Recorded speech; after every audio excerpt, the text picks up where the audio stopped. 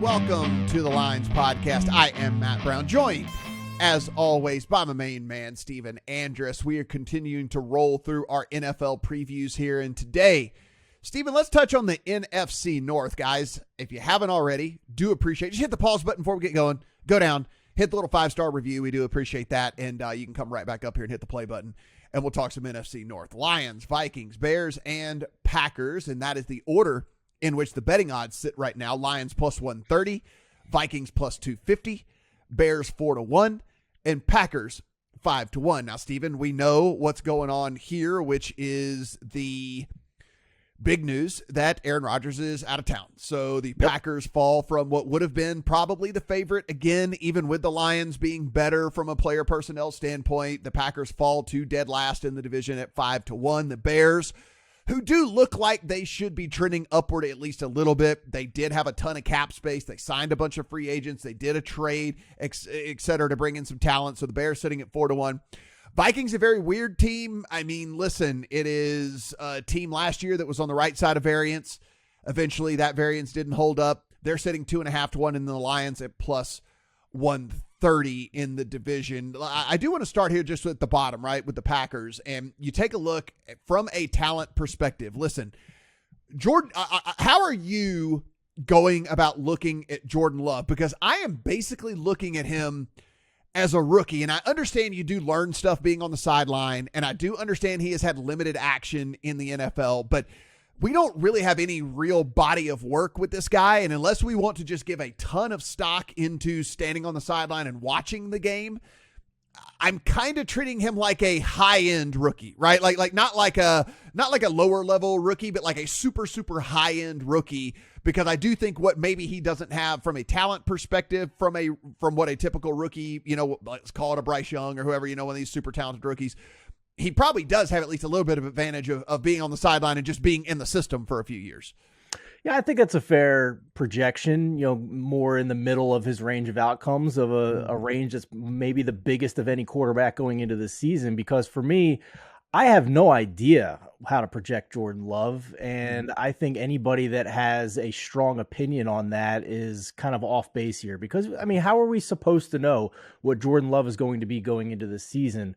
There's just really no good way to know. So for me, when looking at the Packers, they're the long shot in this division. So if you are a little bit more bullish on Jordan Love, then you're getting pretty good prices for it. If you're lower on Jordan Love, then you're really not getting great prices for it because it's already baked into the number here. So that's kind of how I'm looking at it. I'm trying to find ways to believe in this Packers team with what's around Jordan Love, because if I can, then the numbers we're being offered here are pretty darn juicy, Matt. So we picked this division, guys, by the way, just because, look, there are still a couple of, and depending on when you're getting this podcast or this video, and it might be closer to the season. This is a division that seems at least pretty stable in our eyes. There's still a couple of big name free agents that are floating out there. None of these teams are really in the running for those guys. We know all the starting quarterbacks. We kind of know what things are. So that's why we wanted to go ahead and do this division a little bit earlier. If you look, he's not devoid of talent. And the reason I say that, like, if the Packers were to win this division, it would not shock me really at all, because, look, we see big leaps for guys in year two when it comes to the wide receiver position. Christian Watson, Romeo Doubs, like, they should be better as we look at this. Now, they go out, they get Jaden Reed, who's going to play slot, and so he's not going to be asked to do a ton, but he is a good third option for them. You still have Aaron Jones, who we know is a highly productive running back in this league, and you have two good offensive linemen, one pretty good offensive lineman, so 3 out of 5 ain't bad for him as well. I kind of look at least from an offensive side of things and say, listen, if Watson and Dobbs take that next step, which, again, we typically do see in year two for these receivers, and I assume that they will, it wouldn't surprise me if they have some success. I mean, unless Jordan Love sucks, which, we'll find out in the first 6 games of the year, probably, whether he sucks or not. But, I mean, so long as he doesn't suck, it wouldn't surprise me if they have a decent season. Yeah, PFF gives the roster a grade of 27th out of 32 this year. I think a lot of that has to do with the defensive side of the ball. Defensive side has some holes for sure. Like, definitely has some holes. Well, I think just overall too, I think that's a little bit too negative on this roster, to be honest with you. You know, Jordan Love still is going to have, if healthy, a top 5 offensive line in front of him that graded out top 5 in both pass block win rate and run block win rate. The skill positions around him are admittedly very young. You have a second-year guy in Christian Watson who, when healthy, did show some explosive ability. They spent a second-round pick on Jaden Reed, who all the offseason reports have been positive, but good luck finding a negative offseason report on really anybody in the NFL. This is rainbow and unicorn time of the year right now, because all of the beat writers don't want to get banned from practice and don't want to whatever. So it's like everyone is in the best shape of their life. Everyone looks faster. Everyone looks stronger. Yeah. I mean, like, we're not getting real good stuff right now. It looks like he's projected to be their starting slot receiver with Romeo Doubs on the outside, or vice versa. Maybe they move him a little bit. He was a second-round pick. For what it's worth, Lance Zierlein had him as like a 4th or 5th round grade. So you can decide who you want to believe there. So it's some unknowns, not just with Jordan Love, but with the wide receiving core. But the run game should be really strong with Aaron Jones, also his pass catching ability, and then A.J. Dillon, the hammer, coming in there as well with this great offensive line. So I think they can be run heavy and move the ball and not expect so much from Jordan Love for this offense to be successful. So defensively, I agree with you. That's the question mark to me. That to me is the question mark, because you look like at the corner position, for example, right? Like, you've got Jair Alexander, who's awesome, but then on the other side you have Eric Stokes, who's terrible. And you've got at the linebacker position, right? Like, you've got Devondre Campbell, who is really good, but then the other linebacker's Quay Walker, and he's not. And then at the safety position, it's like you look and it's like you got one good, like Rudy Ford is good, but the other problem is that Darnell Savage is on the bad side of his career, and he's not good. So it's just like, it's like every position has like one good guy and then one like very weak guy. And unfortunately, from a corner perspective, they can just avoid throwing at Jair Alexander, right? I mean, like, they can just avoid throwing at him and just keep throwing at all these other guys, and teams will probably have success doing that. You look at Rashawn Gary, who is very good from a pass rushing standpoint, but they don't really have a lot of other guys who grade out very well from a pass rushing standpoint. So listen, I think the success of this team, I'm less worried, weirdly enough, even though Jordan Love's a quarterback, I'm like less worried about them on the offensive side of the ball and more worried about them on the defensive side of the ball, and wonder if that is going to actually be the test as to whether this team can, be above 500 in this, in the 2023 season or not. So this division catches a break schedule-wise because they get to play the weak NFC South as one of their cross divisions, but they do have to face the AFC West. And then for the Packers, their 3 crossover games are against the Rams, the Steelers, and the Giants, all winnable games in my mind. Overall, if you look at the schedule, they only have one game where they're projected to be a favorite by 3 or more points, and that's against the Tampa Bay Buccaneers. They're projected to be 3 or more point underdogs in 4 games, so we can say projected to lose those games. But 12 of their games right now have spreads of less than 3 points, like truly toss-up games. And more notably, to start the season, they have 5 toss-up games at Chicago, at Atlanta, versus New Orleans, versus Detroit at home, and then at Las Vegas. What if they run on the right side of variance, right? Exactly. If they start 4-1 in those 5 toss-up games, then their rating's going to change tremendously. And now maybe we're talking about some of those toss-up games being in the likely win column, or one of the games they're projected to lose is 3 points on the road at Pittsburgh. Wouldn't surprise me if a month into the season if the Packers are now being projected higher in the market than the Pittsburgh Steelers. So all that to say, Matt, my conclusion about this team is I think the division's wide open.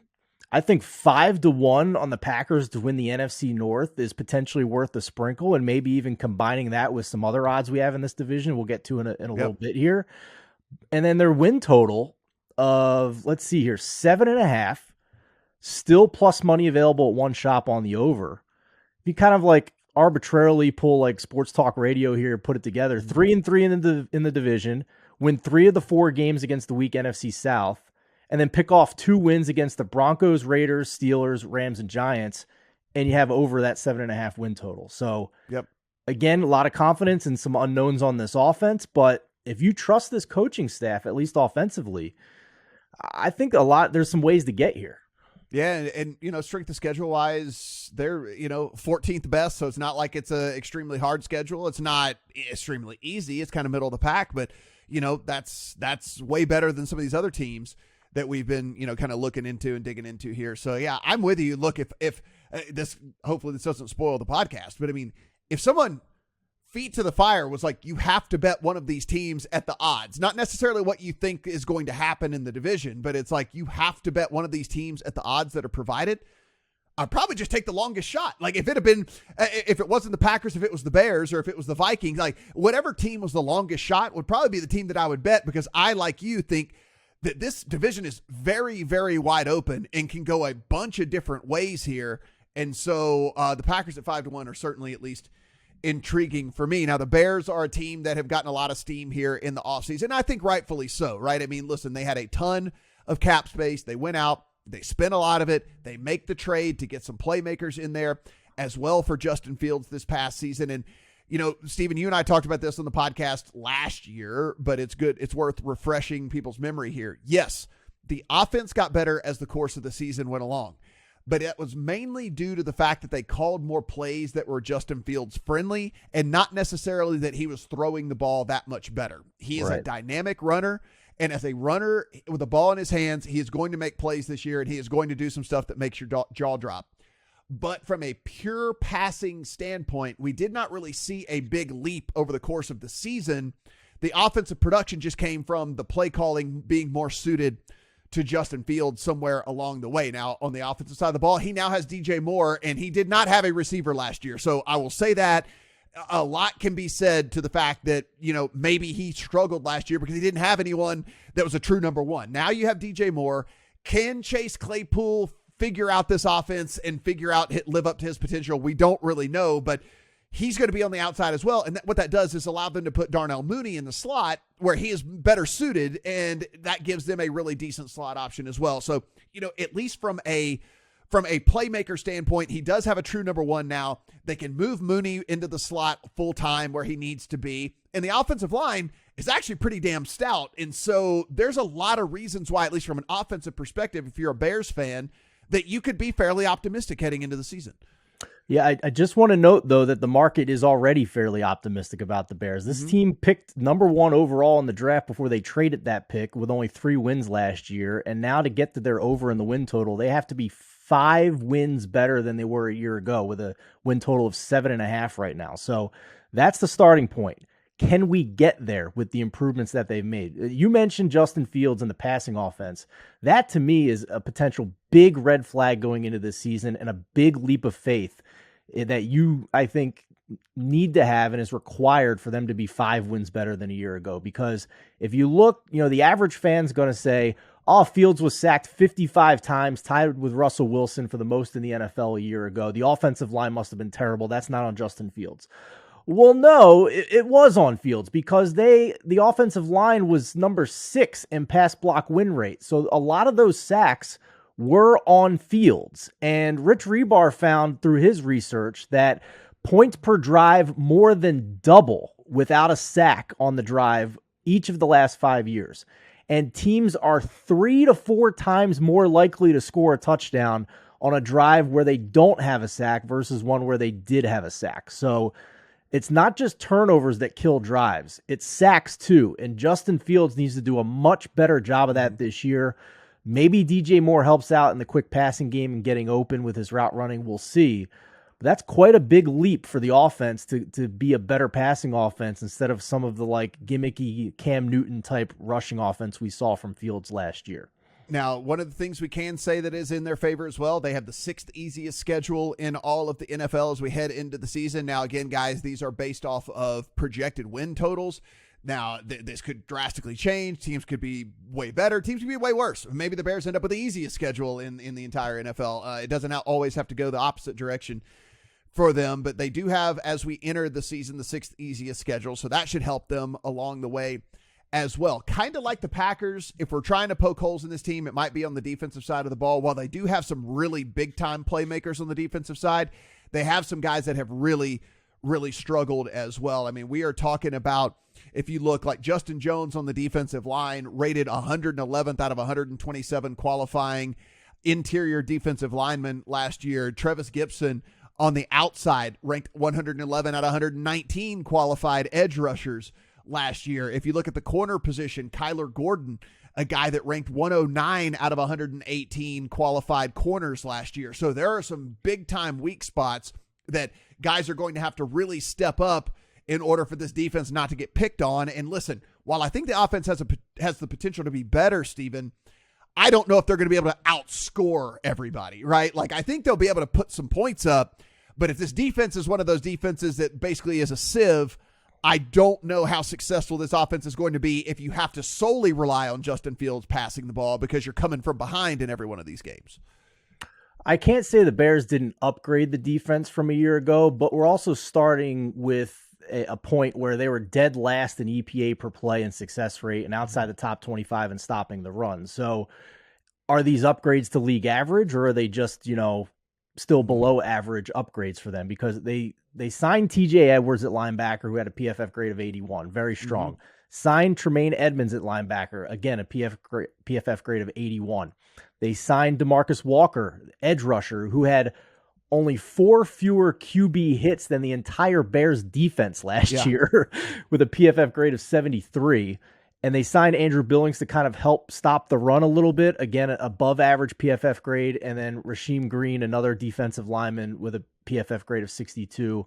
Decent for a rotational player. But they didn't upgrade the cornerbacks in my mind. And they didn't have a single top 55 ranked quarterback in terms of coverage grade a year ago. So they are really relying on that front seven to bail out what is still one of the league worst secondaries back there, Matt. Yeah, that's why I was saying, if you're a Bears fan, just be a little bit patient. You're probably still a year away.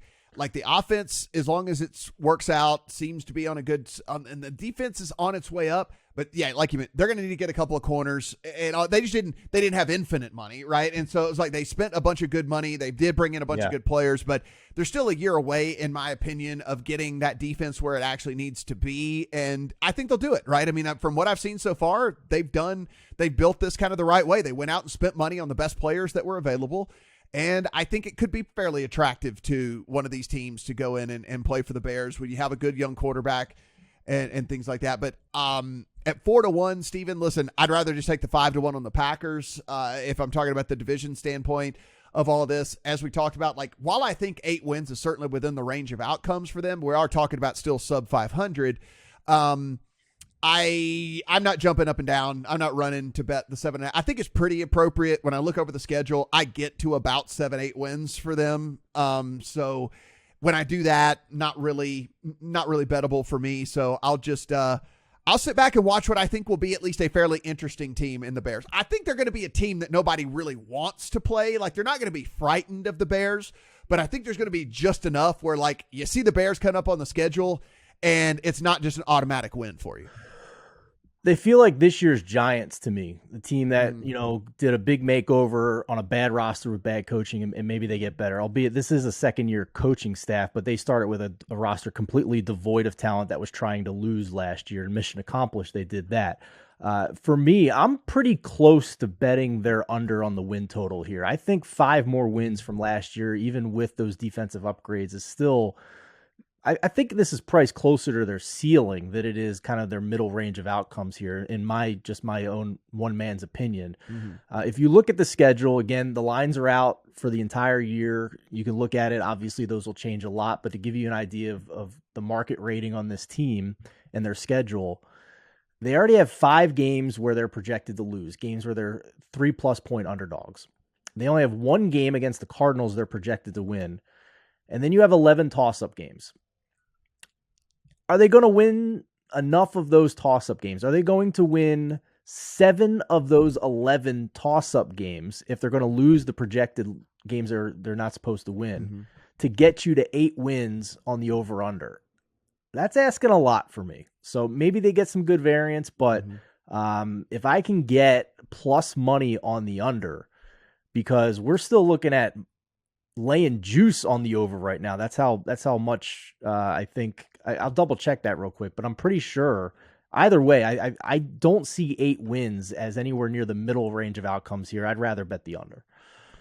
Minnesota Vikings, a team that you and I bet a lot last year, and were able to make some money on, plus 250 to win the division right now. Now, unlike the first two teams that we talked about on the pod, this Vikings team actually has the 8th toughest schedule in the NFL as we head into the season. So they are actually on the bad end of the scheduling type of things. And now, if you want to say that it was an addition by subtraction, we do know that Adam Thielen is out of town, but they did draft Jordan Addison. So now you have a guy that is at least younger, more dynamic, and certainly bigger playmaker opposite Justin Jefferson, which should, in theory, up his potential to see fewer double teams and less attention from the defenses. Or on the flip side of that, if for whatever reason Jefferson continues to get all the attention, then Addison might have a really, really good rookie season, right? I mean, Addison could be one of the rookies that we end up talking about from at least a crushing his yardage total type deal and all of that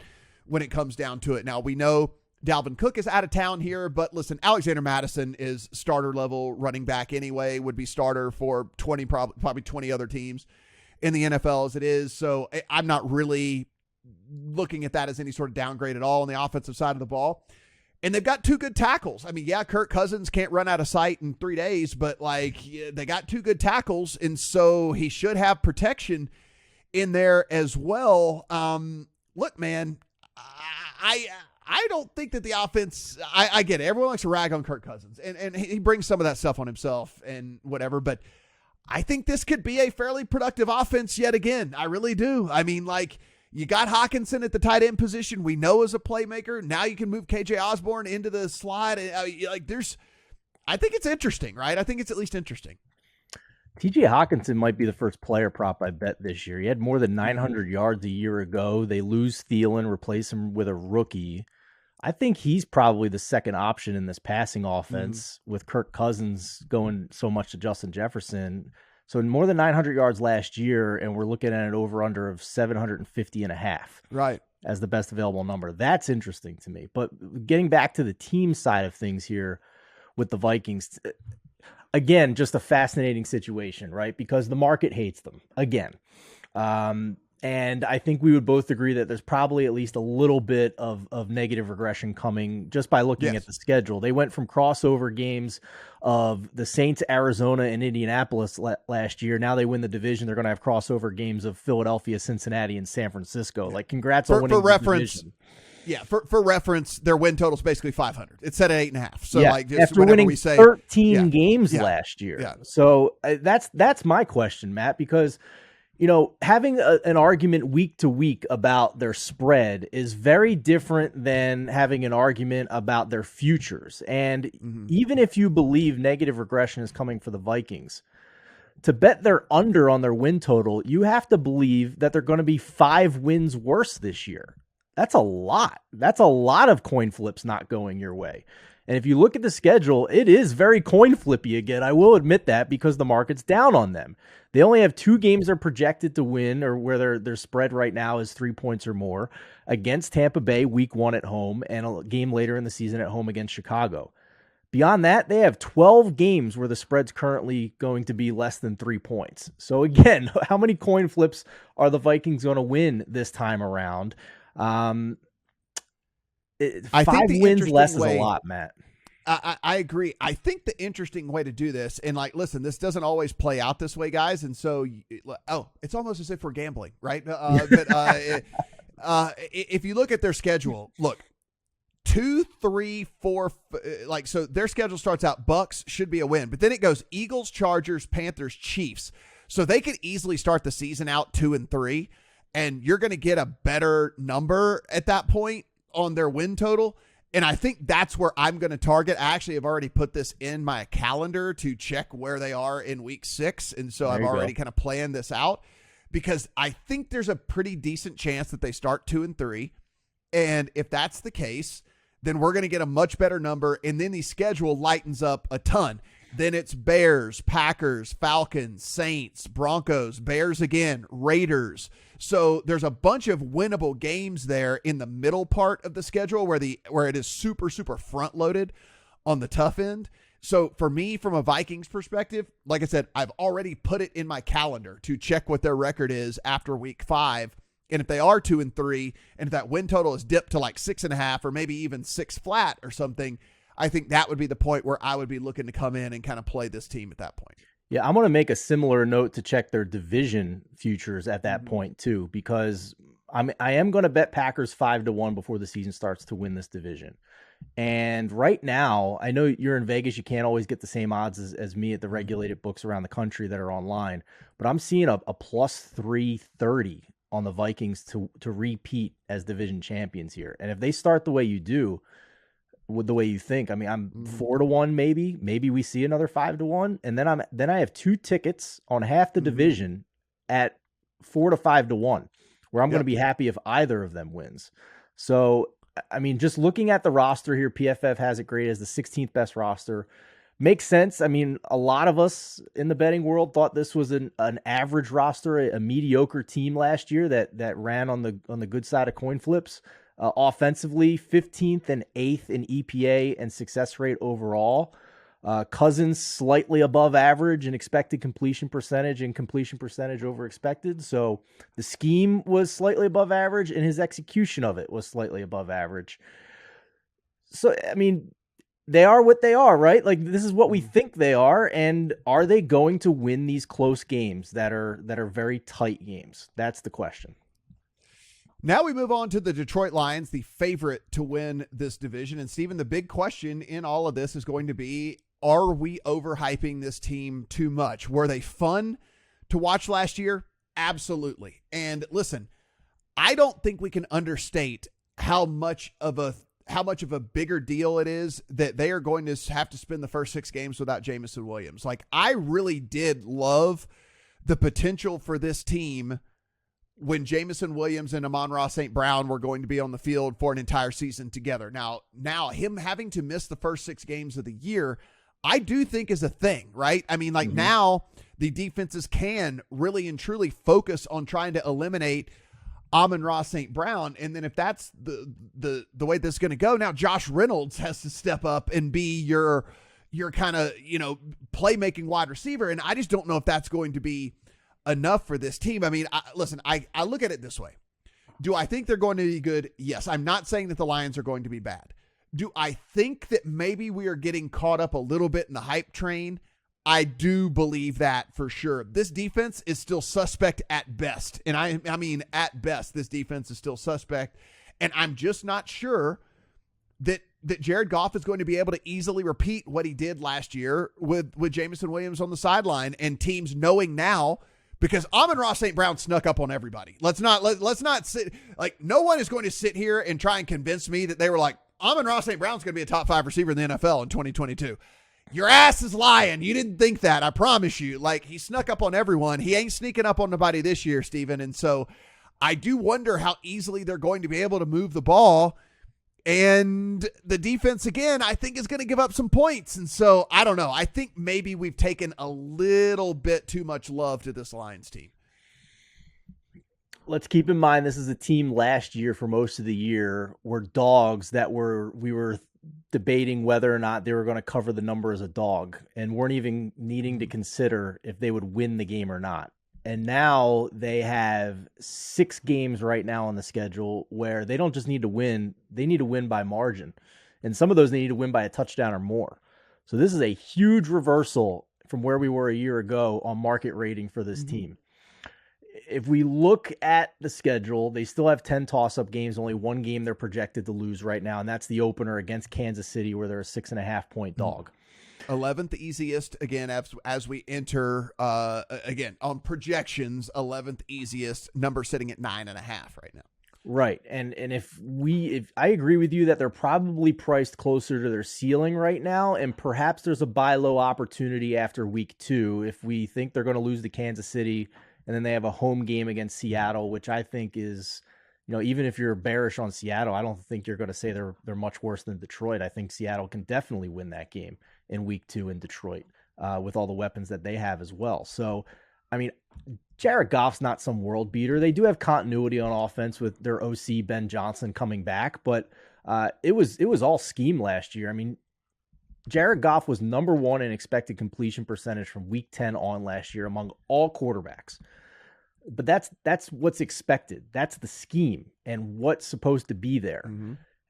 That overcame a slight negative completion percentage over expected by Goff. And he was also dead last in air yards. So Ben Johnson did not trust him to get chunk plays down the field. So the scheme here gets credit, not Jared Goff. Can they repeat that again, to your point, without Jameson Williams for 6 weeks? Marvin Jones comes back. Maybe he's the solution, but he's getting up there in age. Khalif Raymond had a couple decent games at the end of the year last year. We saw the ceiling. They blew out Jacksonville last year. They almost beat Buffalo. So the ceiling is there. But I agree with you that the defense to me is still a question. They had a couple of rookies have 17 and a half sacks last year, but this was still the number 31 defense in pass rush win rate. So it wasn't consistent. They did fire their DB coach halfway through the year last year. So they went from 31st and 29th in dropback EPA and success rate allowed to 18th and 21st from week 10 on. So that allowed them to stay in games. And they did overhaul the cornerbacks. They brought in 3 guys from Pittsburgh, Philadelphia, and San Francisco: Cam Sutton, CJ Gardner-Johnson, and Emmanuel Mosley. So on paper, they are better. But does that mean they're going to be an above average defense now and take the next step? I think that question is still very much out there. With the prices we are having to swallow right now to bet them before the season starts, I'd rather wait to see if they get off to a slow start against 2 very tough opponents to start the year and then reevaluate things. They are my week 3 team. And so I expect them to lose to the Chiefs and to the Seahawks. And so I have them starting 0-2.